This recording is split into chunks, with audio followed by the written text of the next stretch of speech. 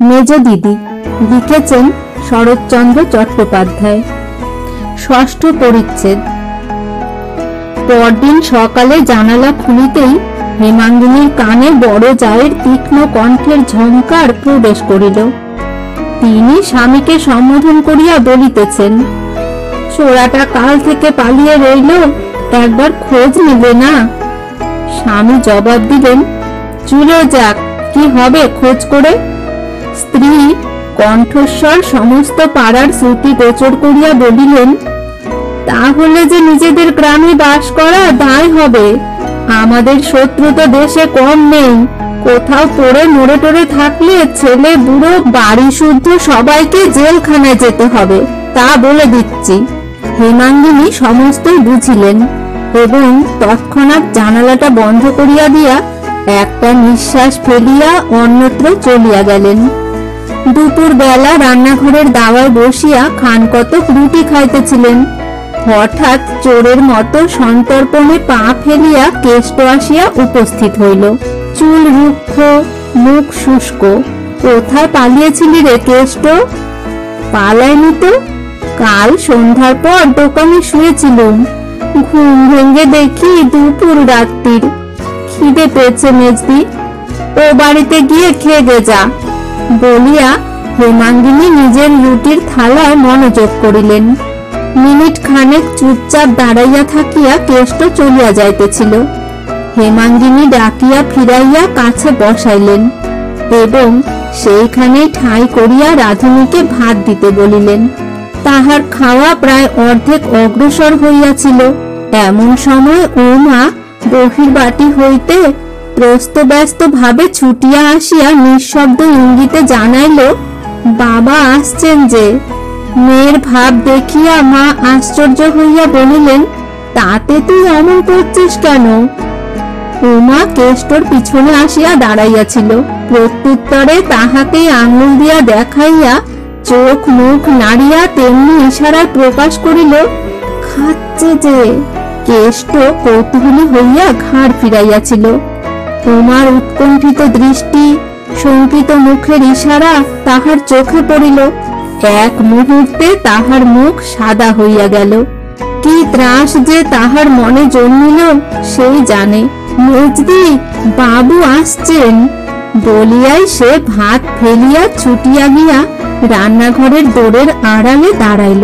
তাহার দেখা দেখি উমাও আরেক দিকে পলাইয়া গেল। অকস্মাৎ গৃহস্বামীর আগমনে চোরের দল যেরূপ ব্যবহার করে, ইহারাও ঠিক সেইরূপ আচরণ করিয়া বসিল। প্রথমটা হেমাঙ্গিনী হতবুদ্ধির মতো একবার এদিকে একবার ওদিকে চাহিলেন। তারপরে পরিশ্রান্তের মতো দেয়ালে ঠেস দিয়া ওলাইয়া পড়িলেন। লজ্জা ও অপমানের শুল যেন তাহার বুকখানা এফোর ওফোর করিয়া দিয়া গেল। পরক্ষণে বিপিন আসিয়া উপস্থিত হইলেন। সম্মুখে স্ত্রীকে ওভাবে বসিয়া থাকিতে দেখিয়া কাছে আসিয়া উদ্বিগ্ন মুখে প্রশ্ন করিলেন, ও কি খাবার নিয়ে অমন করে বসে যে? হেমাঙ্গিনী জবাব দিলেন না। বিপিন অধিকতর উৎকণ্ঠিত হইয়া বলিলেন, আবার জ্বর হলো নাকি? অভুক্ত ভাতের থালাটার পানে চোখ পড়ায় বলিলেন, এখানে এত ভাত ফেলে উঠে গেল কে? ললিত বুঝি? হেমাঙ্গিনী উঠিয়া বসিয়া বলিলেন, না, সে নয়। ও বাড়ির কেষ্টা খাচ্ছিল, তোমার ভয়ে দোরের আড়ালে লুকিয়েছে। কেন? হেমাঙ্গিনী বলিলেন, কেন তা তুমি ভালো জানো।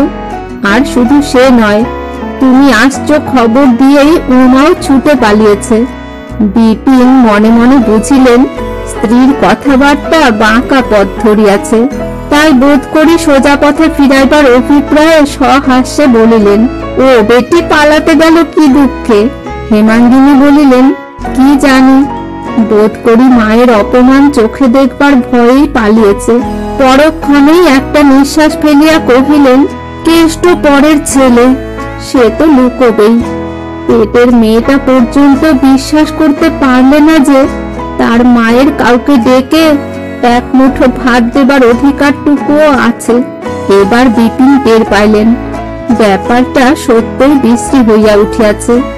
অতএব পাছে একেবারে বাড়াবাড়িতে গিয়া পৌঁছায়, এজন্য অভিযোগটাকে সামান্য পরিহাসে পরিণত করিয়া চোখ টিপিয়া ঘাড় নাড়িয়া বলিলেন, না, তোমার কোনো অধিকার নেই। ভিখিরি এলে ভিক্ষেও না।